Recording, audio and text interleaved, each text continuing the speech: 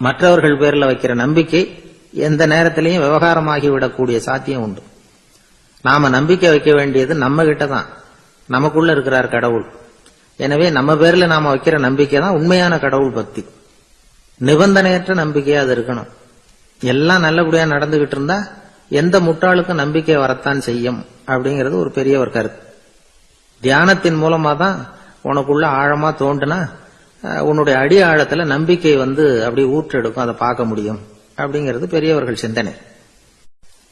ஒரு குழந்தை அப்பாவை பார்த்து என்னப்பா பண்றேன்னு கேட்டுதான். பிரார்த்தனை பண்ணிட்டு இருக்கிறேன்னாராம் அப்பா. பிரார்த்தனை பண்ணுனா என்ன கிடைக்கும் அப்படின்னு கேட்டுதான் குழந்தை. எல்லாம் கிடைக்கும் அப்படின்னாராம் அப்பா. நீ வச்சிருக்கிறிய பேனா அது கூட கிடைக்குமான்னு கேட்டுதான் குழந்தை. கிடைக்குமேன்னு இருக்கார்.